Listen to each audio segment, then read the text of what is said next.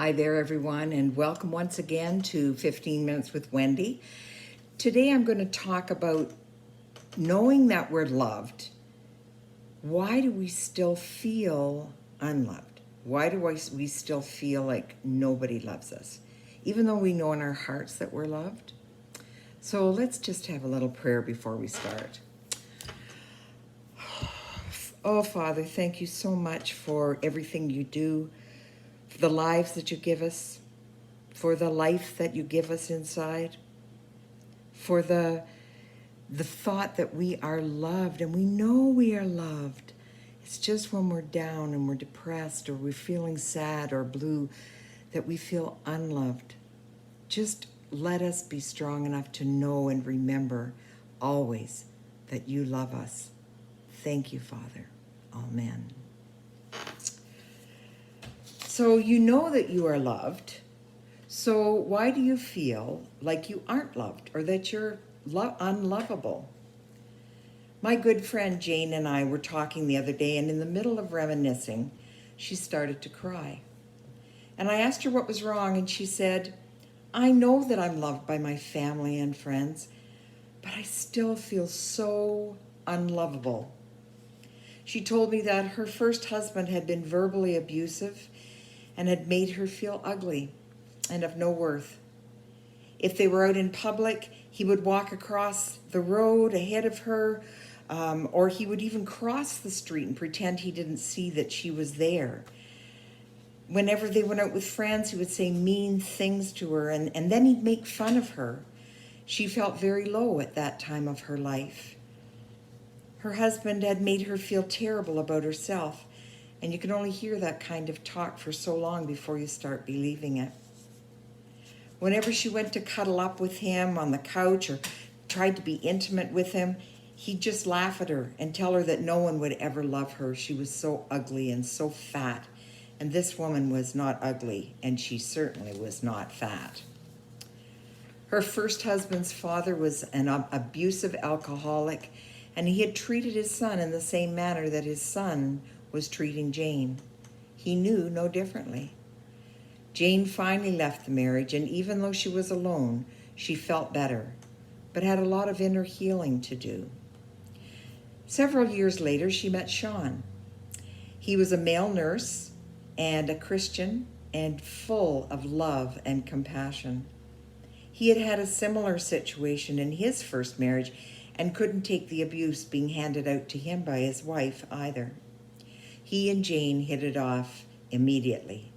They fell in love, and Jane discovered that she was lovable, that someone had come into her life to let her know that. But after 17 years of marriage, Sean died suddenly of a massive heart attack, and Jane has now been alone again for 7 years. I asked Jane about her upbringing, and she told me that her mom had died when she was quite young, and that left her dad to raise the 2 boys and her. Jane said that she'd never felt that her dad had loved her. Her brothers were older than she was and would play fight with her, pinching her and hitting her and sitting on her and knocking the wind out of her. She often would hide in the closet so that they couldn't find her and get at her. Her dad would always yell at her to stop crying. He'd never ask what she was crying about or discipline the brothers. It seemed to her that she wasn't worth loving. Whenever there was any kind of discussion about finances, family functions, anything, she'd not be asked for her opinion. Basically, she was left out of the conversation altogether. When her dad passed away, the brothers were left everything: apartment, a cottage, the house, and the business. And she was given what was left in his bank account. Her father had shown her the bank statement, and there was about $35,000 in the bank. Unfortunately, all 3 of the siblings had signing authority on their dad's bank account, and when Jane went to transfer the money to her bank account, there was nothing left. The bank account had been closed. I guess we can all understand where she's coming from. Jane is the type of person who does unto others, but not to herself, who loves her neighbor, but doesn't want to be alone because she doesn't like herself, and she doesn't like being around herself. She has no self-worth, no self-confidence, acceptance and feels unlovable. Yet if you became one of her friends, she would love you and help you with anything, hug you every time she saw you, and you just know that you were a good friend of hers. Here's a second story. A friend of our family, Ken, also knows that he is loved.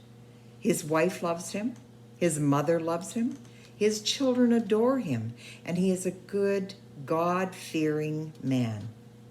As a child, he was very shy, and his brother used to tease him about girls and about being so shy.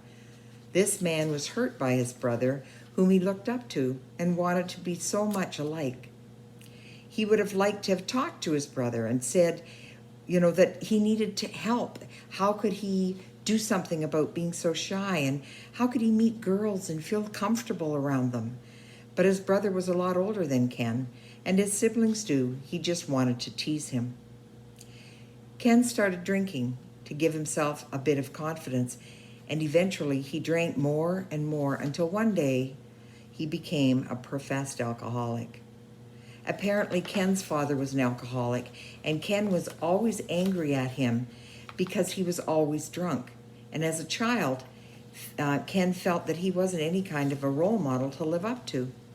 He will often blame his drinking problem on his father. Ken always strove for excellence in everything he did. He did very well in school. He still is a hard worker. He does a lot of volunteer work, but he still feels unloved. He, like Jane, will give and give and give, but he doesn't like himself, doesn't like his own company, and he hates being alone. Ken has no confidence. He feels, because of the simple life that he was brought up with as a farm boy, that he doesn't like change, especially high-tech stuff. It causes him a lot of stress and makes him feel like he's being left behind. All the communication done at his job is now through the computer. He has to use the internet and email, as well as text and use his iPhone. These are all foreign to him, and he feels that he has a mental block that will not let him learn this new technology. Because of all of this, he feels stupid. He feels he has no self-worth, and that keeps him from loving himself. It keeps him feeling unlovable. He has mentioned that some of his family members have suffered from depression and knows that this can lead to suicide if it's not kept an eye on. As a Christian, Ken is often asked, what would Jesus do, or how would he deal with this? He's sick of feeling unlovable and wants and needs to change this emotion. Try to keep in mind what would Jesus do in every situation can be difficult. However, like any habit that you're going to try to change, once you get used to it, it's easy. Let's take a little thing like grocery shopping. Often, while we're waiting in line, we get impatient and we grunt and groan, complain to the person behind us, raise our eyes, or just stand there looking angry and disgusted. It's usually because we're impatient. We have someone waiting in the car, we have our own kids with us, and they're acting up, or we're just going to be late for an appointment, or maybe the cashier is brand new and is just being trained. Now try picturing Christ watching every move you make, listening to every word you say, and hearing every thought in your mind. He's not there to judge you. He's there to remind you of what you are. A Christian should be doing the right thing. Keep a smile on your lips. Be kind to everyone. Children, older folk, disabled people, even that old fellow who wants to talk and talk and talk to the cashier. Try being happy and positive as much as you possibly can, and spread that around to the people who are there near you, and just say, oh, gee, she looks really great today, or, I've got an appointment too, but, I came a little bit earlier so that I could get here and get my work done. And you've always got to be a few minutes ahead if you want to make sure that you're done what you're supposed to be doing. I'm so fortunate to have been brought up in a loving family, Christian family, where my parents not only went to church, they lived being Christians 24/7, 365 days of the year. And as a result, I love me. I don't mind being alone with me. I can say that I love my neighbors, my family, my friends, co-workers, almost anyone I meet on the street as I do myself. I have something to compare being unlovable with lovable. I know what loving oneself means. Please don't get the wrong impression. I'm not in any way trying to say I'm perfect, and I'm not conceited. I just get it. I know I'm lovable to God and then to me. So, how do you go from unloved to being loved? It took me quite a while to realize that feeling loved is strictly an inside job. For years, I thought if I found the right husband, or I had more friends, or a better job, more money, or more wisdom, was a better mother, daughter, wife, sister, then I would be happy and feel lovable. Actually, feeling lovable is a decision only we can make for ourselves. I fought that idea valiantly. I was sure love was something that came from out there. I fought the good fight, and I lost. Love is an inside job, period. End of story. Once you decide to love yourself, a river of love opens up, and suddenly, granted it takes time, you realize you are surrounded by affection and devotion, swimming in a sea of unconditional love. We're all born with the seed of love securely anchored within our spirit. We are love. We may forget, we may act in a deplorable fashion, we might hurt ourselves and others, but the universe is composed of pure, unconditional love, the energy of creation. Once we release our limiting beliefs and realign with who and what we really are, the love reemerges. I have 6 steps if you want to feel loved. And first of all, remember, you have to be gentle with yourself as you learn to love yourself. It took years to learn to not love yourself, so letting the love in takes time. First of all, decide learning to love yourself is worth the effort, and it will take effort if you don't currently love yourself. This may sound silly, but give yourself permission to love yourself. Decide to do whatever it takes to feel lovable. Know you are loved. You are lovable, you are loved, and you swim in a sea of love.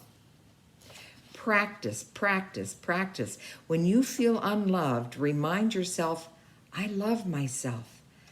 Your heart will hear it, and your head will hear it, and eventually you will believe it.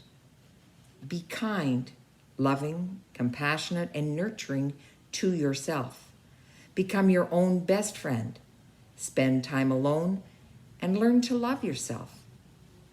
Choose love above all else. Share your love with others and learn to forgive yourself and others. Now, here are some quotes that will show what unloved feels like and how you should feel when you are loved looks like. From Mother Teresa, the most terrible poverty is loneliness and the feeling of being unloved. The 3 main features of depression, whether in children or adults, are feeling unloved, feeling you are worthless, and feeling as though you have no control over relationships. And these are ways that you know you feel loved. Whenever you feel unloved, look back on the cross and see how much Jesus Christ loves you. Jesus thought you were worth leaving heaven. Those who love you are not fooled by mistakes you've made or dark images you hold about yourself. They remember your beauty when you feel ugly, your wholeness when you are broken, your innocence when you feel guilty, and your purpose when you are confused. That's our chat for today. Remember that you are loved. Anybody can say that they're unlovable, but you really aren't. You aren't. Give love and it will come back 100-fold. Just learn to love yourselves. Have a great week.